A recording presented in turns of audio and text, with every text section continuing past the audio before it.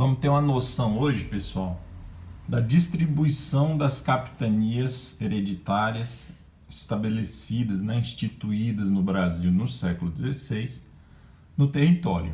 Então vocês estão vendo aí um mapa, esse mapa é do livro do Pedro Calmon, e eu vou ler para vocês aqui alguma coisa sobre o assunto que está no livro do Hélio Viana. Então acompanhem com atenção, se quiserem pausar em algum momento o vídeo para olhar o mapa com mais atenção. Então, dando execução ao plano desde 1532 anunciado a Martim Afonso de Souza, somente entre 1534 e 1536 criou Dom João III nada menos de 14 capitanias hereditárias no Brasil, divididas em 15 lotes e distribuídas a 12 donatários. Situadas ao longo do litoral, que vai do Maranhão a Santa Catarina, deles se estendiam até o desconhecido sertão, onde deveriam encontrar os não demarcados limites previamente fixados no Tratado de Tordesilhas de 1494. Foram as seguintes essas capitanias e lotes, de acordo com a respectiva colocação geográfica, do norte para o sul. Então, uma observação antes de eu fazer a enumeração tem uma pequena diferença de nomenclatura em algumas capitanias do livro do Pedro Calmon para o livro do Hélio Viana. Então, eu vou corrigindo quando der alguma diferencinha. Então, vamos lá. A primeira do Maranhão, de 50 léguas de costa, entre a Abra de Diogo Leite e o Cabo de Todos os Santos, doada ao navegador Aires da Cunha, que se associou ao escritor João de Barros, feitor e tesoureiro da Casa da Índia. Aí no mapa do Pedro Calmon, aparece lá em cima Pará, Então é dela que eu estou falando.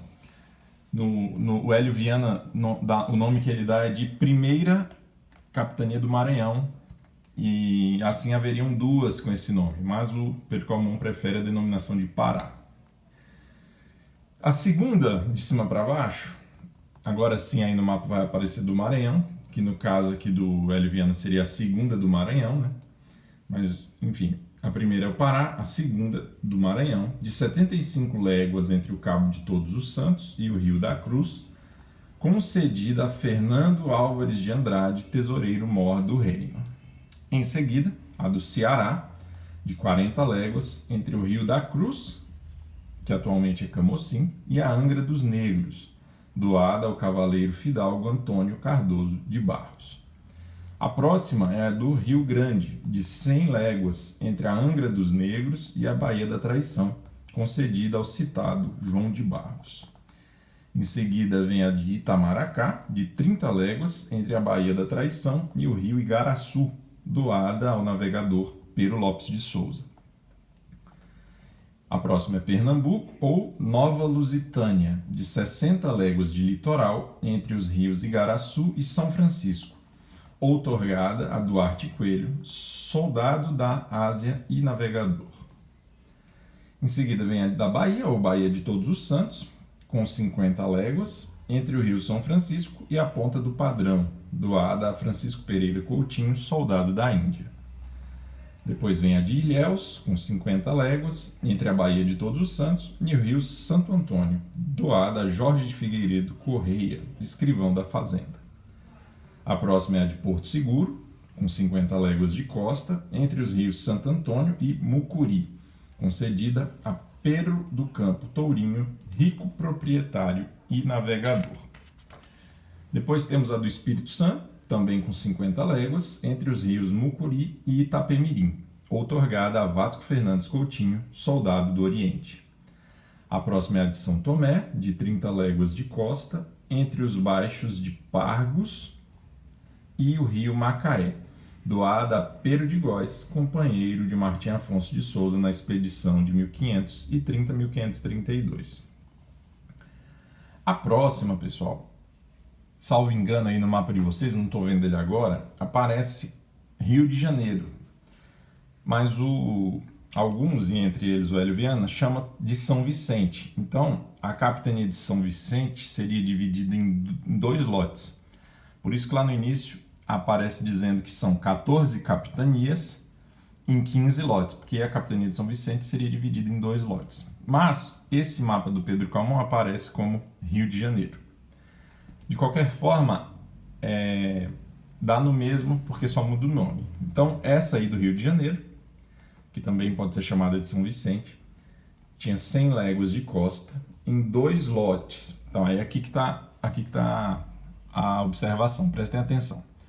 Vocês vão ver que tem a do Rio de Janeiro, aí depois do Rio de Janeiro vem a de Santo Amaro e depois a de São Vicente. Esse lote de baixo, São Vicente, junto com o lote do Rio de Janeiro, juntos tinham 100 metros de léguas. Aliás, 100 léguas de costa. Então, o primeiro lote, esse do Rio de Janeiro, está entre os rios Macaé e Curupacé, ou Juqueriquerê, e tem 55 léguas. O segundo, que é o lá embaixo, abaixo de Santa Amaro,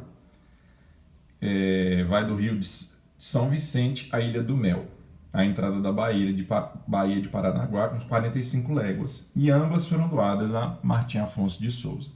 Se a gente considerar duas, a gente fala ambas, mas a maioria considera uma capitania só,